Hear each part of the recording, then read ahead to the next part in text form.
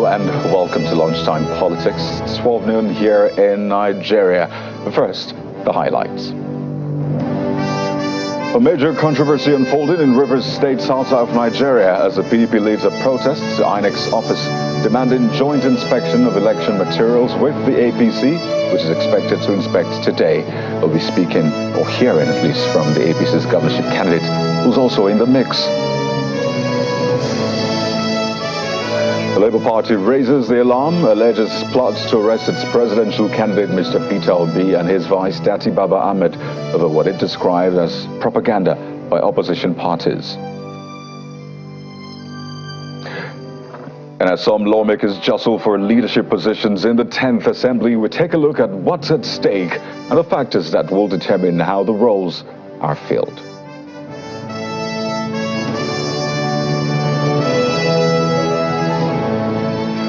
Welcome to the program. I'm Kayode Okikiolu. We'll begin with the controversy brewing in Rivers State, south Nigeria. Well, it began with the arrest of some APC lawyers who were preparing election petitions for the just concluded March 18th elections in the state.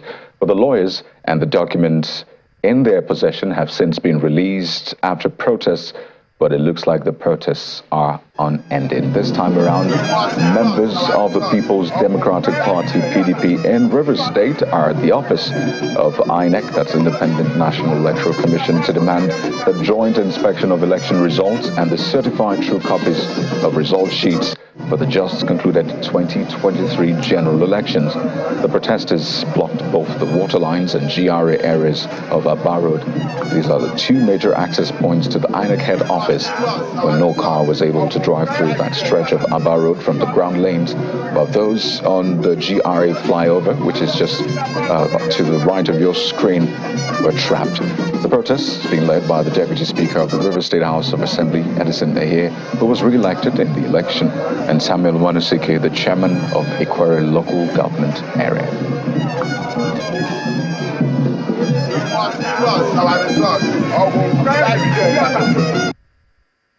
We have applied to INEC, to the court, for joint inspection of result sheets and electoral materials.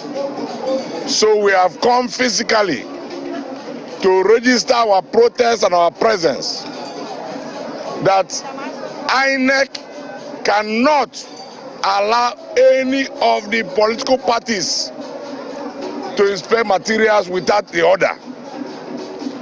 We are saying, even us as PDP, don't allow us to inspect the electoral materials without the other political parties. So don't also allow any political party, be it APC, Labour, ABGA, NRM, any party, to also inspect electoral materials without us.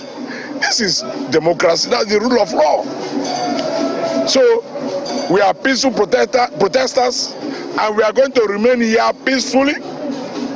Our breakfast, lunch, and dinner will be taken here. But the point is crystal clear.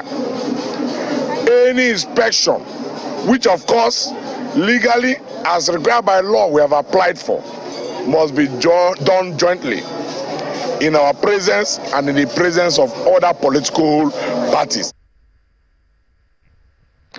Well, the governorship candidate of the APC in Rivers State, Mr. Toyekol, has also been in the mix. I'll be getting you more details on this developing story. But staying with state-level politics and governance, as Nigerians count down to the change of guards in various states, that's on May the 29th, attention is being paid to the level of transparency and accountability in the use of public funds across the 36 states of the Federation. Well, a report by civil society organization Paradigm Leadership Support Initiative has been keeping track on this, with its latest audit efficacy index showing a mixed bag of findings across the state. The executive director of the organization, Olusegun Elemo, and director of Center for Social Justice, Mr. Eze Oyekpere, shed more light on this on our breakfast program, Sunrise Daily. When we presented that report, none of the states, was implementing financial autonomy. In fact, we could count maybe one or two that had, initiated actions towards administrative independence.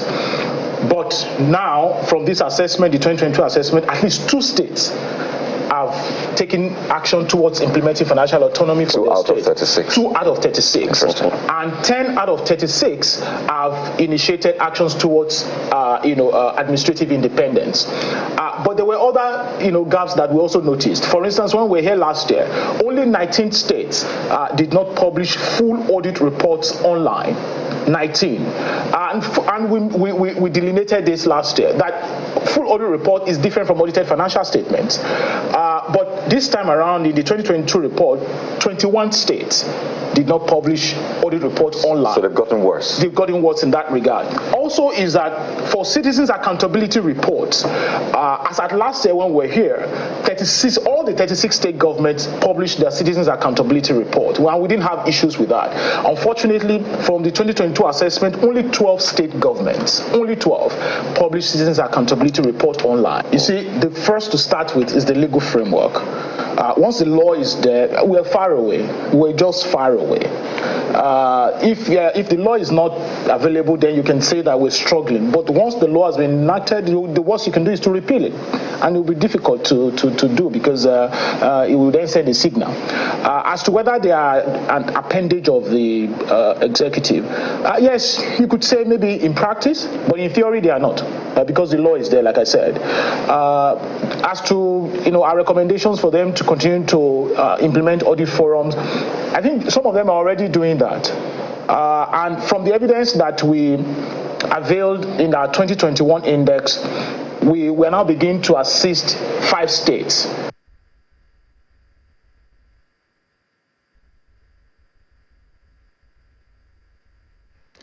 Well, let's bring you more stories now. The Arawa Consultative Forum, ACF, is calling for the arrest and prosecution of anyone or persons found canvassing for an interim government. The Northern Social Cultural Group also warns that Nigerians will resist any attempt by individuals or groups to force an interim government on the country. This is according to the chairman, Kwara State chapter of the forum, Dr. Mohammed Gali, who gave a warning during an interview with journalists after a Ramadan lecture in Kwara State capital, Ilorin.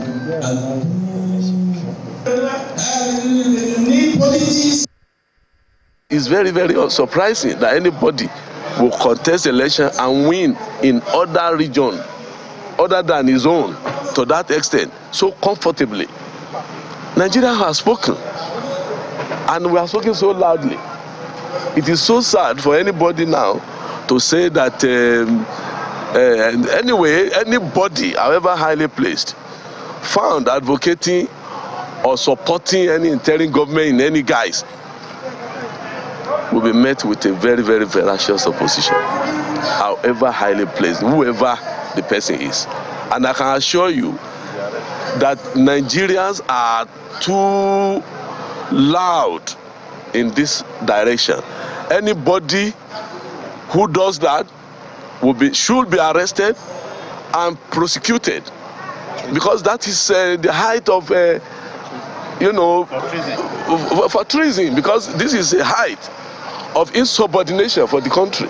We cannot, nobody will accept it.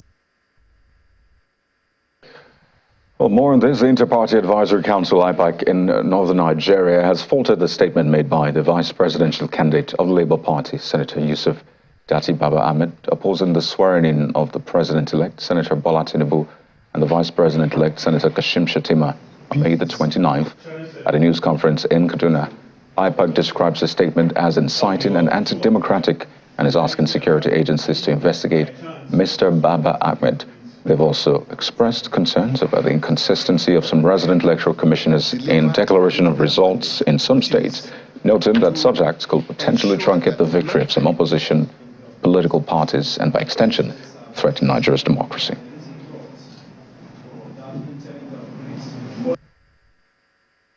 The Inter-Party Advisory Council, IPAC, condemns in strong terms the call and plot to install an interim government in Nigeria. It is a civilian coup, treason, absolutely unconstitutional, undemocratic, and unacceptable.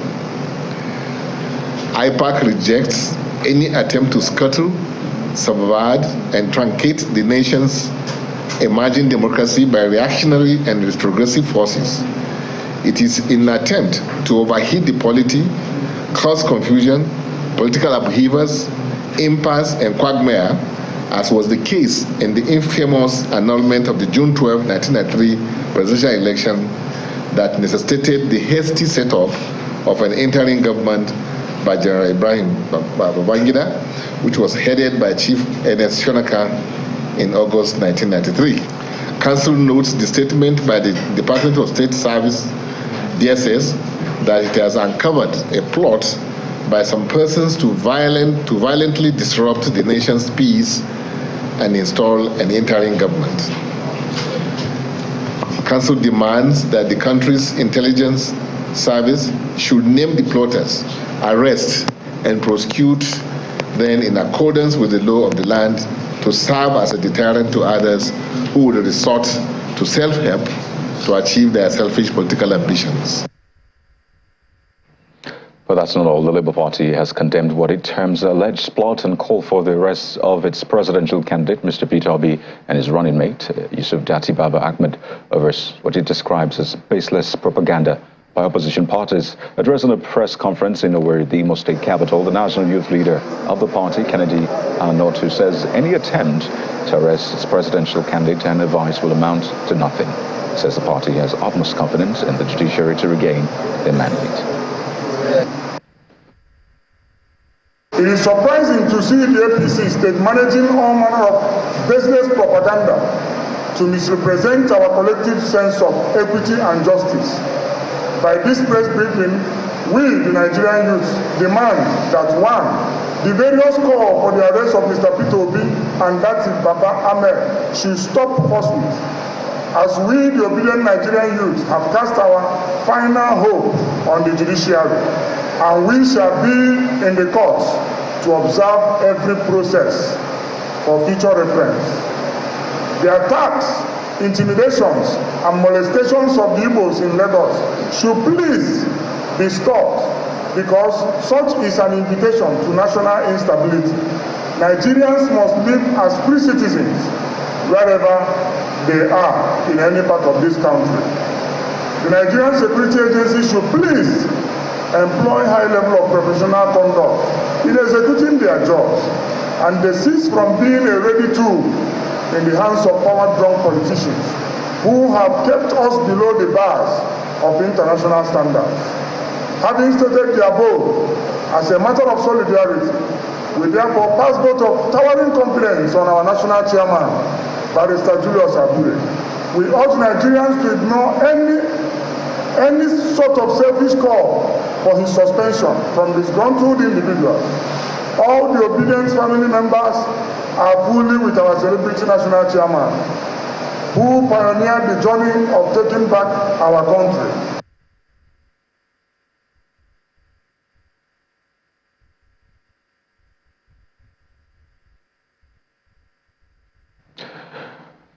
Well, we'll take a break now, and when we return, we'll bring you more on the developing story in Rivers State, South Nigeria, where we understand that violence has broken out at the Independent National Electoral Commission's office in Port Harcourt after PDP members marched to the area demanding that all political parties be allowed to inspect election materials, just as APC members also approached INEC office. Plus, we look ahead to the leadership making of the 10th Assembly. That's in a moment. Join us again.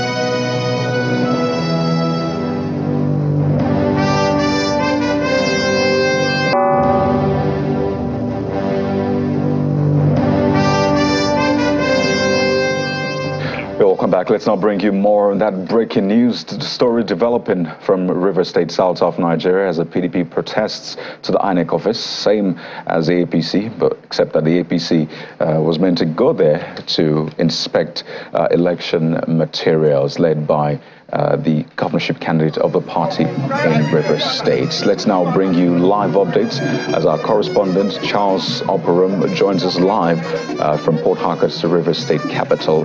Charles, we understand that violence broke out as you reported earlier on, but first it's important to establish that you're safe where you are right now, but also walk us through what exactly is going on there. Okay, at the moment, I am standing in front of the APC River State Secretariat, right there behind me now. I was here earlier because I was supposed to link up with, I was supposed to be at the INEC head office where the governorship candidate of the APC, Pastor Tonyko, was supposed to come and receive or collect his certified true copies of the documents he's going to use to prosecute his case in court. Now, early this morning, we understand that men or people of the People's Democratic Party, had a protest at the INEC office. Nothing wrong with that. But at the time, the traffic buildup was heavy because they were kind of blocking the road. In fact, I had to walk a very long distance. If you know Port Harcourt very well, I had to walk from as far as Boricam up till INEC office because the traffic was so heavy, because of the road blockage.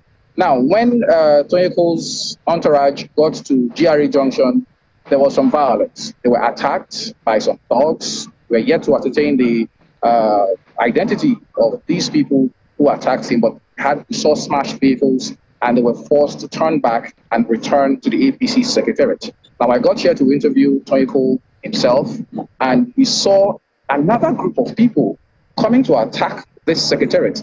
Now, in between the first group and the second group, of course, is Tonyko's people, the APC state chairman, Emeka Beke, some top officials of the party. They were all here just behind me. You could see the APC building just behind me.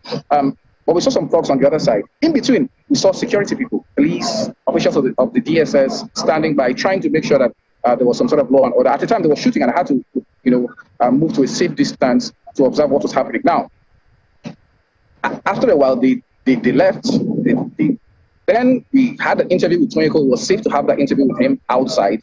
But 15 minutes later, another group of people came here and attacked the building, shooting. There was tear gas, and they brought down some of the APC flags. There are supposed to be, I think there were about 5 or 6 flags flying right there behind me, but we saw them being brought down. And, it was a very scary scene. Myself and some other pressmen around here, we had to move to a safe distance, to make sure that we're safe to watch what was happening. At the moment, I am standing in the middle of the road in front of the APC secretariat. Vehicles are not even moving. It's heavily guarded. There are policemen here. There are men of this DSS here, NSCDC here as well, because of the tension that happened here just now.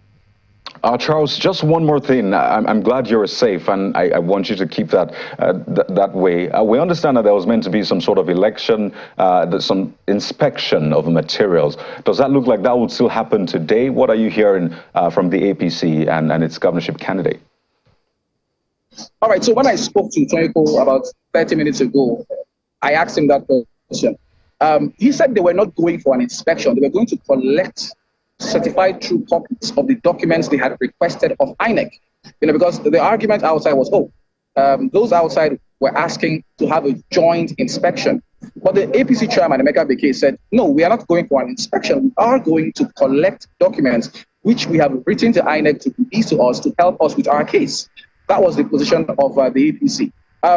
So I asked him, what is your next line of action? And he told me, no matter what happens, he's definitely going to make sure he gets his hands on those documents to prosecute his case in court. Because according to him, Friday is the deadline. It's 21 days. He has a 21-day window to make sure that those documents are gotten and filed in court. Now, this is where it gets more interesting. Because of the short window, the feeling in the APC here is that they are going to be prevented from gaining access to INEC office to get those documents until the window passes, and they are no longer able to file their case, and it's thrown out, on technicalities. That was what Tonyko was saying. We are yet to hear from INEC. I have tried to gain access to the INEC office, but that place is heavily barricaded. I had to turn back, come this way. Maybe after this moment, I'll try and gain access to that place, to the INEC office on Aba Road. But the security presence there is so heavy. It's so heavy, But hopefully, we can do that. Right.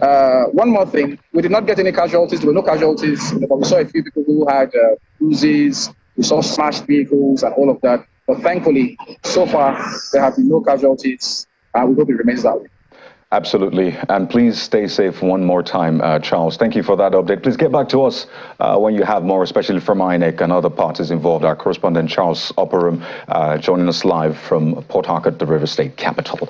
Well, let's switch gears now and turn our attention to national politics. Ahead of the inauguration of the 10th Assembly, the lawmaker representing Borno South Senatorial District, Senator Ali Ndume, says the leadership of the Assembly should be open and not zoned along geopolitical lines. Well, according to the senator, the seat of the Senate president is not regionally based, but purely a decision to be made by lawmakers. They also alleged that attempts are being made by those with interest in leadership positions to financially induce members to support their bid. He made his views known on our program, Sunday Politics. If the party says that the Senate president should come from a particular zone, we have to look at it and see whether it is fair. The Senate president is not supposed to be a regional president. It's a Senate president of the Nigerian Senate in the United States, and that is the democracy we are trying to copy, and that is not what we are actually fully practicing. I see people coming to the National Assembly with nothing, and then suddenly, because they spend years in the National Assembly, they become rich. Something is wrong. You see civil servants living in houses of billions. Nobody asks questions. I've been saying that there should be Unexplained Wealth Act, so that if you display wealth that is not in tandem with their income, you should be investigated and it should be confiscated, and if it is extensive, you should be prosecuted. People should ask questions. Now you see what is happening. They are trying to buy the position. The position in the leadership of this country is becoming those that belong to kleptocrats and plutocrats. That's what I'm saying. Well, quite interesting revelation there, but let's take a deeper dive into this. What are the factors that should actually matter in the emergence of leaders for the 10th Assembly? Just a matter of a few months. We have joining us from our Abuja studio, legislative analyst, Mr. Chibuzo Okereke. Thank you so much for your patience. Quite a very interesting day today, things playing out in River State. But let's talk about this other big one. Listening to Senator Ndume about inducement and whether or not it should be zoned, if we don't want it to be business as usual, what must we do this time around in selecting or electing leaders for the 10th Assembly? Well, thank you very much, and good afternoon, Nigerians. Well, I monitored his interview on Politics today. That was yesterday.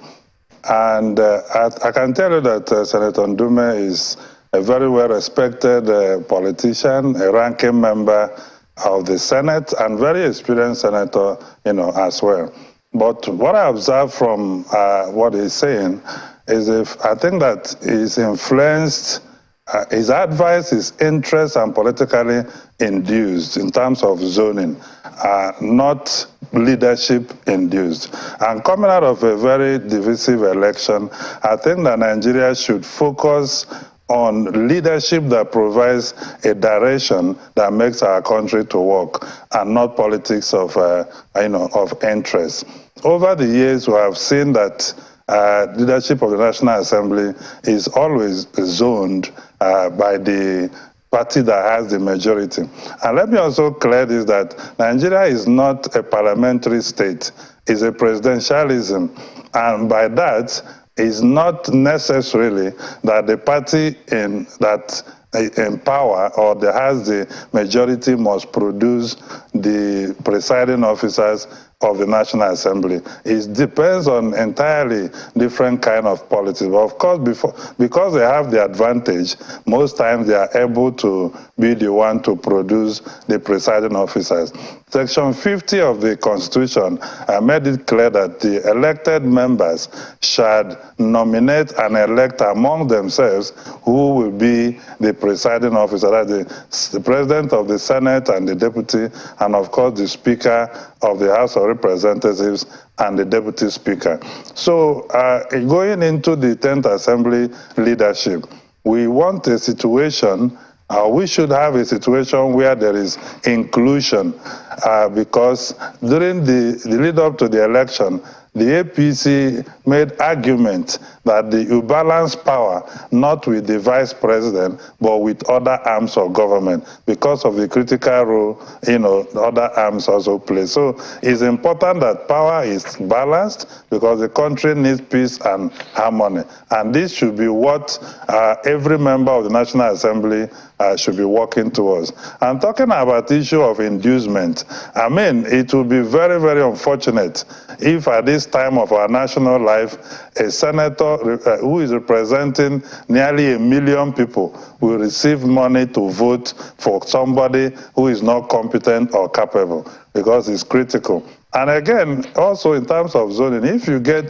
the zoning wrong, it will also affect the politics in the National Assembly, because we have seen situation in the 7th Assembly where the PDP zoned to Southwest to Honorable Milikata Kimbola at the time, and then Tamboa ended up winning the election. We saw in the 8th Assembly where the APC preferred the current speaker, Femi Gbajabiamila, and then Honorable Dogara ended up, So there are several intervening variables and factors that contribute to who emerges or otherwise as a leader of the presiding officers of the National Assembly. Let's do this in less than 30 seconds. What role should the incoming president play in this? Should there be any role at all? Don't forget we had the rubber stamp tag on this 9th Assembly. So is there a role for the incoming president? Absolutely. I can tell you, even before the president-elect emerged during the campaign, he must have made promises to people. This is what we see in Nigerian politics. So we don't know what he promised different people at the time, and that could affect how the nominations are made in the 10th Assembly leadership. So definitely he has huge influence, particularly in the Nigerian Senate, that has the power to do confirmations of his appointment of both cabinet members and other critical positions in government. So he would want somebody he will be comfortable with. But again, we should look at building institutions and not building individuals that serve that purpose. And on the issue of rubber stamp, the National Assembly, of course, should do well to communicate better in terms of their roles in national development and governance. Mr. Chibuzo Okereke, legislative analyst, thank you so much for that insight on the program this afternoon. We sincerely appreciate you. Thank you. Well, that's been the program for this afternoon. Thank you so much for joining us. You can catch up with all of your political stories and more on our website, channelstv.com, and across all our social media platforms. Well, there you have it. You've been served. I'm Kayode Okikiolu. Goodbye.